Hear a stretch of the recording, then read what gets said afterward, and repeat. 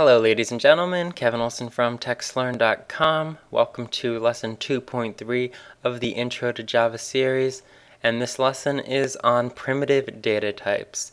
You can view it at textlearn.com/series/Java intro/topic02/3.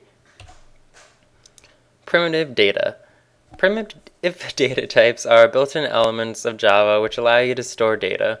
Integers are a type of primitive data type, but there are 7 more, and they are called primitive because they are the basic types of variable which we use to create all other objects in Java. The first one, byte. The keyword to create a byte is byte, lowercase. Minimum maximum value, -128 to 127. So these function just like integers, except they are smaller. They are only 8-bit, which means that they're good for working with smaller values, and you always want to use the smallest data type that you can to store your values when you're working with variables, because this saves memory and therefore will help make your program a little faster and less demanding on the user's system. Next one is short. A short has a minimum maximum value of around 32,000. It's used to store numbers. Just like the integer, 16-bit though, so it's smaller than an integer but larger than a byte, considerably larger than a byte. And the syntax for creating that would be short, lowercase, the identifier for the short, equals whatever value you want to give it. Integers, we're familiar with these. Minimum and maximum values of 2 to the 31st and 2 to the 31st minus 1 for the max because of the 0 that's in there. And that's used to store whole numbers. 32-bit, we know how to create these. Integer, my int equals 100, semicolon. Final one that we'll be using to store whole number values is a long, and that goes all the way from -2 to the 63rd to +2 to the 63rd minus 1. Integers for 32-bit, longs are 64-bit, so it's twice the size, and it gives us considerably more values to work with. Syntax for creating those, long, my long equals 1000. Now we can talk about floats and get into the whole decimal thing. So decimals are useful, of course, when we're performing calculations. We don't always want to be using whole numbers. We will need to use 1.5, 2.5, 3.14. Those are all numbers that we will be using in Java. The minimum and maximum value, out of scope. That just means it's kind of really high, so they don't really give us a certain defined number there. And it's used to store numbers, including decimals, 32-bit.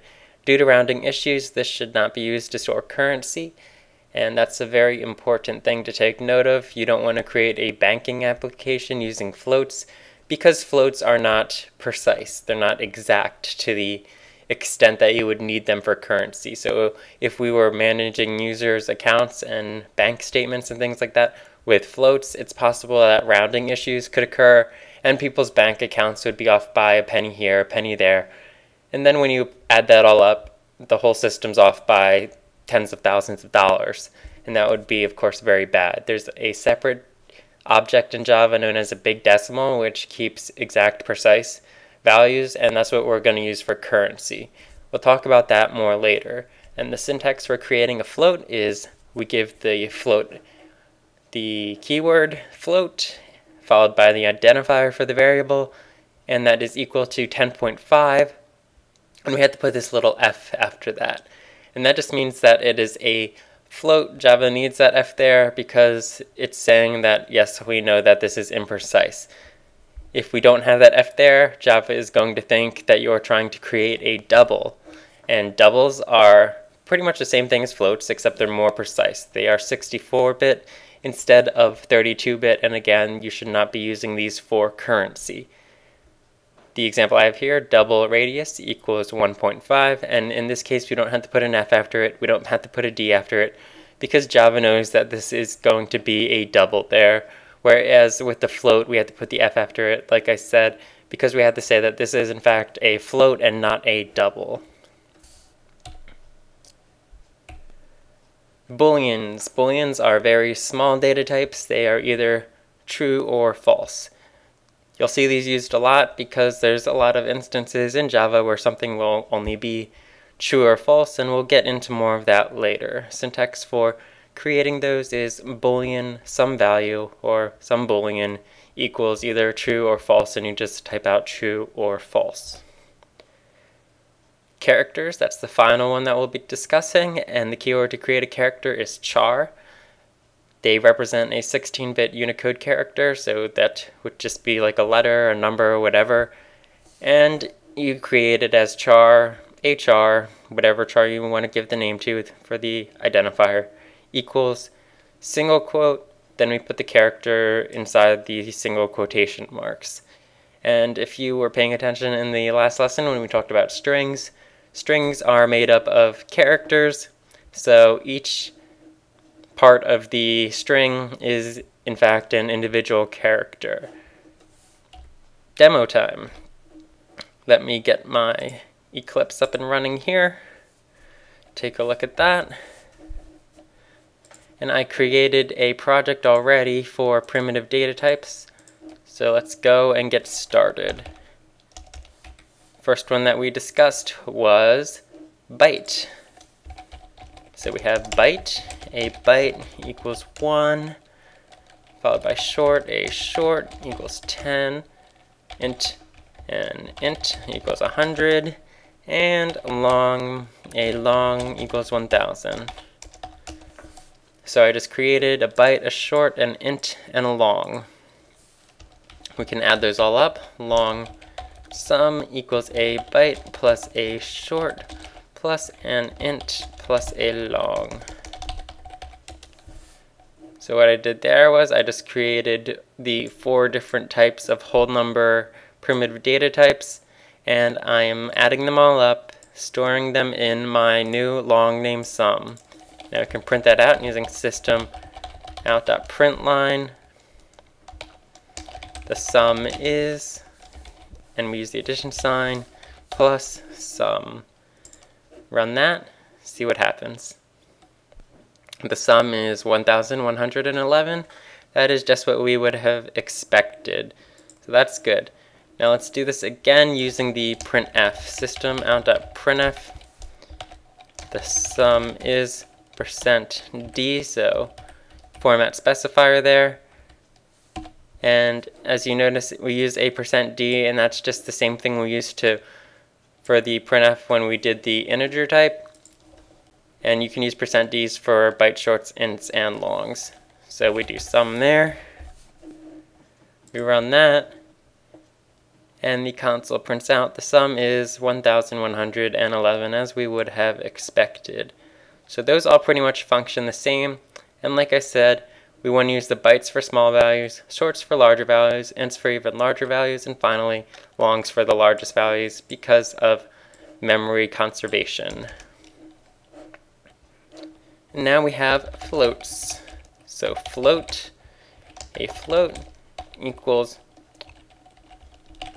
24.34f. And like I said, we have to put that f in there after the float, so Java knows that this is a float and not a double. Otherwise, it will think that this is a double and it'll be wondering why you're creating a float and trying to pass a double into a float. So system out println, the value of the float is plus a float. Run that and see what happens. The value of the float is 24.34, so that worked just the way we would have expected. And we can also do system out.printf, so I'll show you the printf function. The value of the float is %f. We use %f for floats and doubles. And then we can do a float. Let's run that. And the value of the float is 24.340000. Now this is interesting. Why did it put those zeros in there? That's because Java sees that float and it automatically is going to try to put those in there for us.